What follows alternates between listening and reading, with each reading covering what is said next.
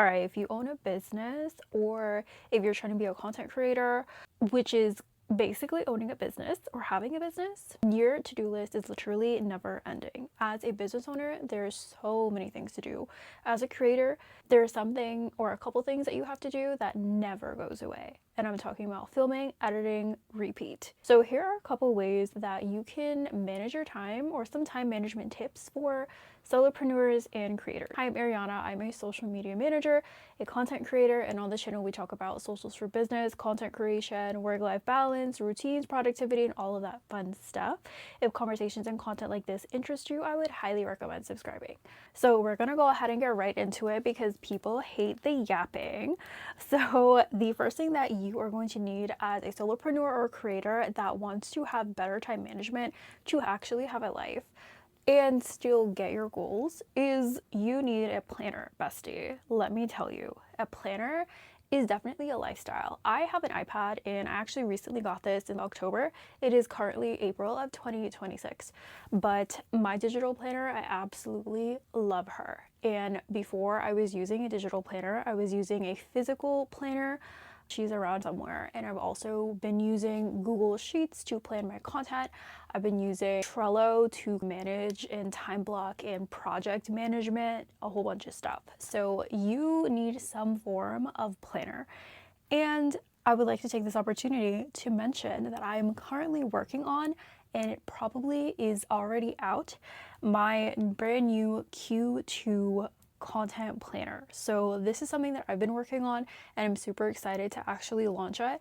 And as a content creator of 7+ years, I have figured out a way or have had a workflow where I plan and create content in a way that makes sense with my schedule, that is actually using things and spreads that you actually need as a creator, and in a way that will help you grow your business, grow your socials, grow your accounts, get to your goals while also staying consistent.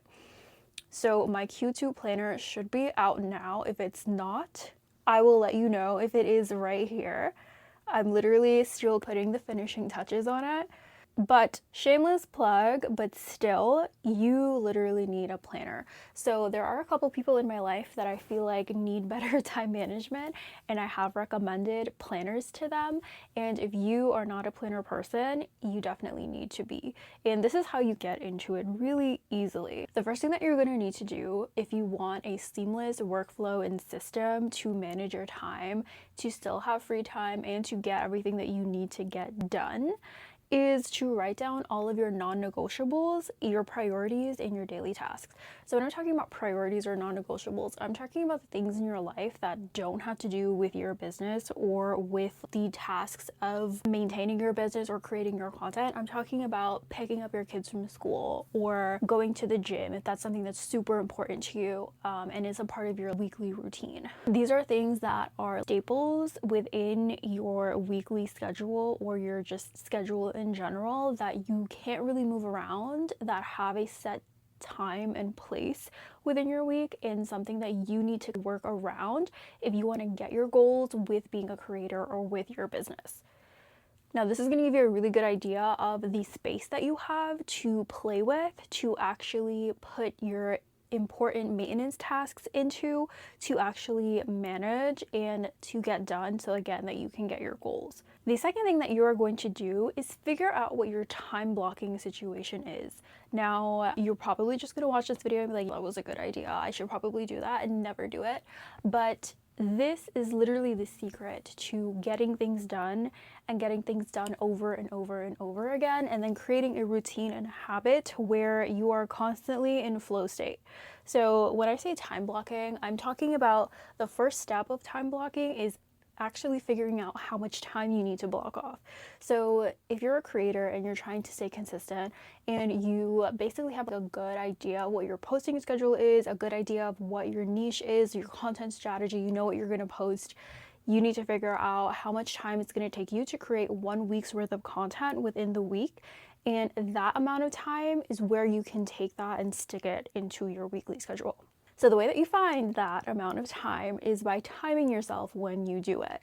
So for me, for example, I'm creating 2 YouTube videos for this channel per week, and I batch create them, meaning that I film those 2 videos back to back on my filming day, and then I have to edit them, and then I have to schedule them to be posted.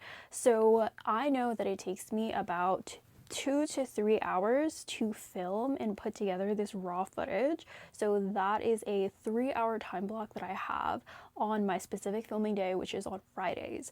And I have gotten really good at consistently keeping to this time block. 3 hours is my higher end of time to really just make sure and give myself a little bit of leeway to actually get this done. But basically, you're just gonna wanna have a really good idea of how long this specific task is going to take you, so that you can take that time block and place it into your schedule in a place that you won't be disrupted, in a place that people won't come in on you or walk in on you and bother you, in a place that you can keep consistent, and literally this time and day you are here, and that is where you're going to be for the next 6 weeks on this time and day. Time blocking is so important for actually staying consistent, and also just giving you that space to get things done and to create a routine so that you're not always confused and you're not disorganized. Because again, if your goal is to be a consistent creator that is growing consistently, then you're gonna need to film, edit, and post every single week or every single 2 weeks, or however long your creation workflow time span is. The next thing that you need to do to manage your time, if you are a creator or a solopreneur, is to map out all the things for your goals. So again, this is kind of getting into all of the simple, necessary tasks that you need to maintain wherever it is that you're at. So if you are a business owner and you work with clients, there are a couple things that you need to do that don't really get checked off of your list. It just gets checked off for now until next time or until next week. And those things can look like client work. Those things can look like filming videos to post to your business page. You can kind of separate your tasks and your to-do list by weekly maintenance versus project-based tasks. So for example, I always have to do client work every day. I always have to film my marketing content weekly. I always have to edit my marketing content weekly, and that is in the maintenance section of that business. The project section would be when I was working on building out my digital planner. That is something that when it's done with, I don't have to really go back in and update it next week. It's gonna be good to go. And then maybe there's different tasks that are gonna come up later on, but I don't plan on building out this planner every single week. So that is basically a project, and when it's finished, good to go, checked off, and not really reoccurring. Now, when you have these 2 separate task lists of your maintenance versus your project tasks, that's when you can really get into your schedule after you have a good idea of what your priorities are and your non-negotiables. Then your maintenance tasks, then you can see where you can add in your project tasks. So these are 3 different tiers of priority, or just categories of things that you need to do to live your life, to take care of your responsibilities, and to maintain your business or your brand or your creator brand. And then also things that you can do and put into your schedule to actually grow your business or your brand. And when I also am talking about your priority non-negotiables, you can definitely fit in fun things. It doesn't necessarily always have to be like, I have to go to class and then I have to pick up the kids, or I have to go to the gym, or you can schedule in a nap, you can schedule in drinks with your friends. This is where you are kind of building out your life, but also making room for your business and your brand. Because again, as an entrepreneur, solopreneur, creator, nobody's telling you what to do. You don't have a boss in your ear or a massive master to-do list that somebody's literally handing you and you don't really have to think about it.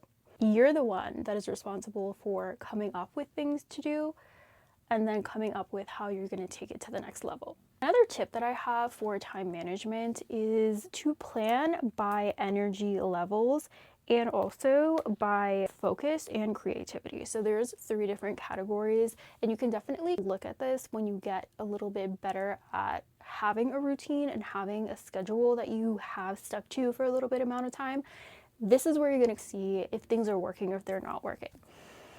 For example, I have put my batch filming day into a place in the day as well as in the week where I have a really good amount of energy that I can actually literally sit here and yap for 30 minutes straight with a good energy coming off on camera. Because if I was super hungry right now and if I literally did not want to be here, if I felt like, oh my god, I'm late for something but I really need to film this video, you would definitely get the vibe that I don't want to be here on camera. So planning by energy levels and creativity levels is really going to show off within your work. But again, this part of managing your time or placing this is kind of more in the part of time management where you're used to your schedule already and you're looking to improve it. This is really important still because you want to place things in tasks within your day or within your week in places that you will actually benefit from actually doing the things. So this is why a lot of people who give time management advice tell you to do your biggest task that you don't want to do first thing in the morning. I think it's called eating the frog or something like that, so that you can just get it out of the way. You're fresh, focused, and you're just ready to perform your best, and you're literally just getting it out of the way. It's the same kind of concept of that, but planning it proactively. And then the third category, where the other two were energy levels and creativity levels, is focus levels. So again, this is kind of going in, or is kind of similar to having energy or creativity, because I have definitely had times where I had to sit into my content planner and plan out and script out videos or content, and I was just so brain dead because of everything else that happened before that in my day and all of the other things that I had to give my focus to get done. And then I literally could not think of any content ideas, and I just put it off and never touched it again until it was too late. And then things like that is going to really put a damper on your workflow, because if you did not plan or script out your videos, if you are someone that needs to do that before you film and you end up getting ready to film and now you have to sit here and panic create in your mind before you put your content together, it's just not a good situation. So again, this is why it's super important to pre-plan and time block and then plan according to focus, energy levels, and creativity. The next tip that I have for you is to plan for no motivation. So everybody talks about how being an entrepreneur requires discipline and requires grinding. And in a way that is true, because with whatever you're doing that requires consistency to see results, you need to be disciplined. But again, there is not going to be moments where you're always feeling creative or always in the mood to film. So this is another thing that I would recommend when you are planning out or managing your time or pre-planning out your schedule, is to plan for no motivation. So what I mean by this, to make it really easy for you to literally just show up and do. So this is why just to give you an example, this is why I plan my videos and script out my videos on a different day when I have high levels of energy and high creativity in me.